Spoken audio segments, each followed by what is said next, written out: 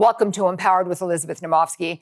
Knowing how much money to make, how much money to save, how much money to spend is extremely important in your life.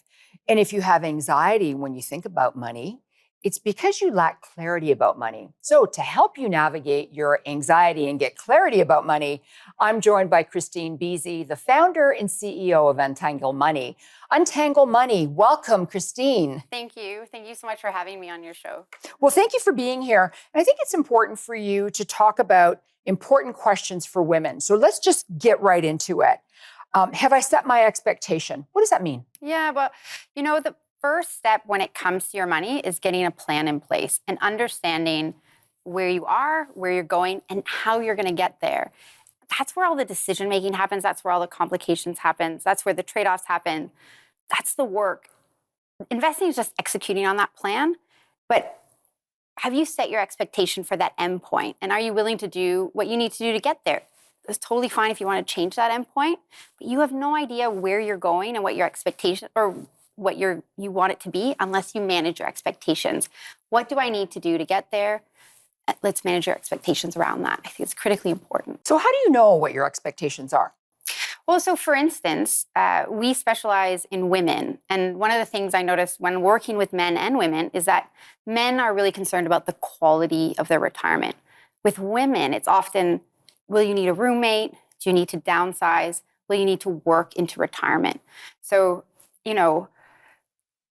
of those choices, do any of them sound palatable? Which ones can you entertain? Which ones are not for you?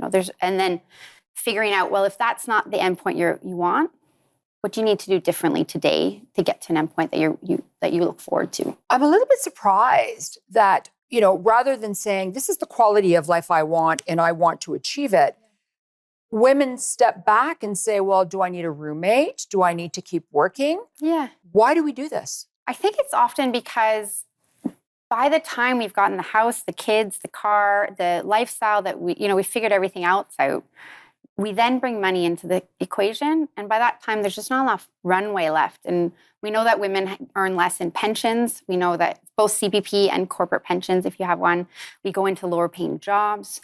We earn less in jobs. We live longer. We live much longer. We need We're a lot caregivers. more. Yeah. And so we end up outliving our money.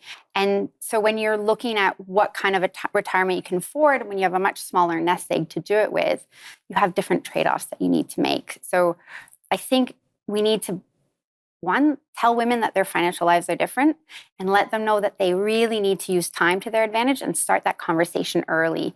We have research shows we have roughly $1 million less in income on average for women and men who hold bachelor's degrees. That significant amount of money that you don't have the same optionality with. So knowing early that you can use time to your advantage instead, getting that compounding effect, playing that curve, it's really important. It's critical, I'd say, for women. So just in the previous answer that you gave, you were talking about women when they're thinking about retiring, that they're thinking about, should I get a roommate? Do you think it's a good idea for women to buy a home with another friend? Yes. Well, so on a high level, absolutely. There's been, it's a global trend. We're seeing it all over the world. And I read an article on it, and it was 6 women that got together and purchased a house.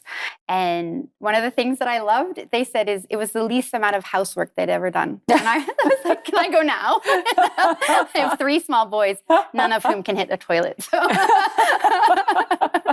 Okay, I have a cat, so I don't even understand what that means right now. But, when it comes to buying a home or renting or whatever, that's a very crucial decision that a lot of people are making right now. And when you look at the price of housing, there's a lot of, even couples are starting to buy homes together. Yes. I'm not a real estate agent, and I know there's a lot of legal complications, but when it comes to lowering your cost of living and extending a nest egg, it's a really great solution. If you think, it tends to be like Marmite. You either love it or you hate it. If you think it's something you might like, we're seeing it all over the world. And I think you'll see companies, coming and wrapping services around that and helping women with that. A lot of people are adjusting their life right now because they are making less money or they've lost their job. There's so much going on with inflation, and food is so expensive. So when we come back, we're going to talk about money and having clarity about it and just getting rid of that anxiety. So don't go away.